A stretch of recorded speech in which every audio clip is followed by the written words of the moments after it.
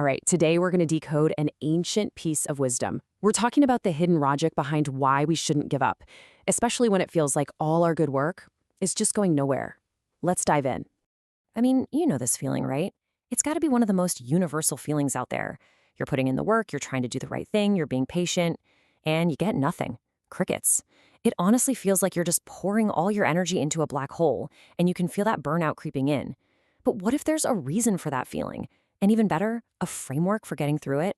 Now, you've probably heard this quote before, and at first glance, it can sound like a nice little saying to put on a coffee mug. But it's not. Seriously, think of it more like an ancient piece of code. It has a warning, it has a promise, and it has a condition. And if we can unpack that code, it gives us a really powerful strategy for perseverance. So to crack this code, we have to go back to the original language, to the Greek, because the words used here aren't just poetic, they're incredibly precise, and they hold the first set of clues we need to unlock this whole thing. Okay, so the first warning is about becoming weary. But this is huge. It's not talking about being physically tired from working hard. The word here, enkekio, means to lose heart. It's an inward collapse. You know, that deep spiritual discouragement that makes you ask, why am I even bothering? It's your commitment eroding from the inside out. And what about doing good? Again, you might think that just means, being a nice person, doing random acts of kindness. But the Greek word kalopoieo is way more specific. It refers to actions that are inherently noble, morally excellent, actions that are specifically aligned with the very nature of God. We're talking about a very particular kind of spirit-led goodness here. And finally, what does it mean to give up? The word is ekleo, and it literally means to loosen or to slacken. I love this imagery. Picture a bowstring pulled tight. Giving up isn't just dropping the bow.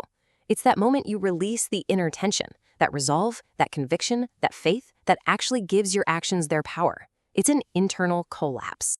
So we have a clear warning. Don't lose heart while you're doing these truly good things.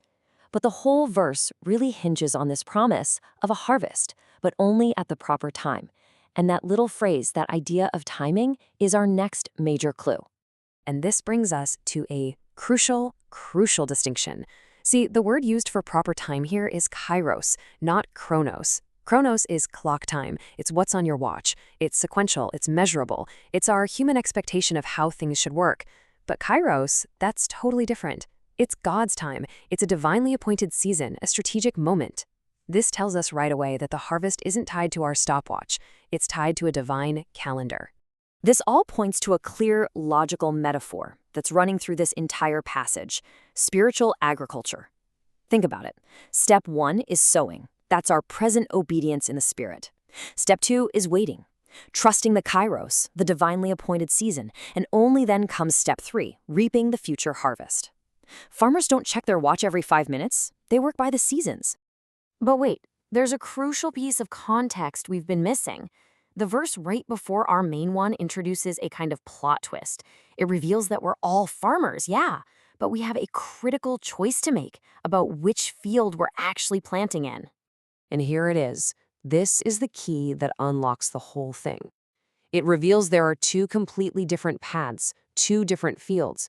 You can sow to please the flesh, that's our self-driven, egocentric nature, or you can sow to please the Spirit.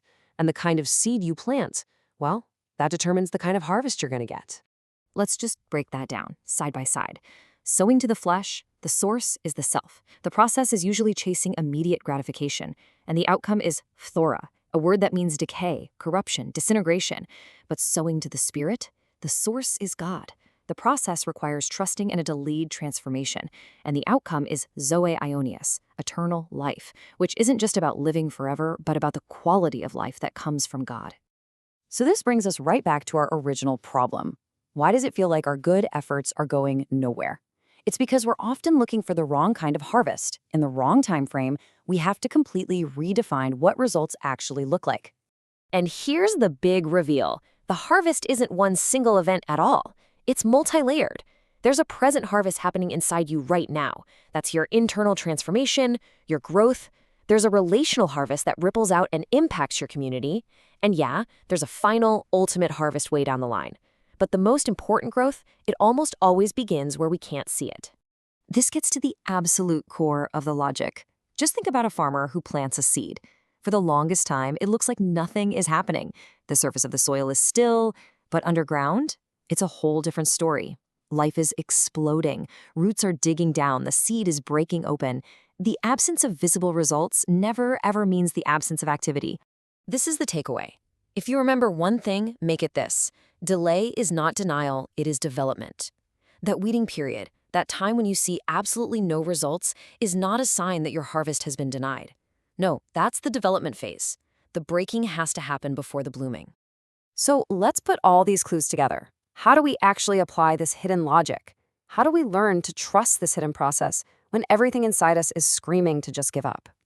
Well, for one thing, we see this pattern everywhere. This isn't some strange new idea. It's stamped all over history. Promise, then pressure and delay, then fulfillment. Abraham was promised a nation and waited decades for one son. Joseph had dreams of leadership and was thrown into a pit. Jesus' ministry led to a cross before it led to the resurrection. This isn't the exception, it's the rule.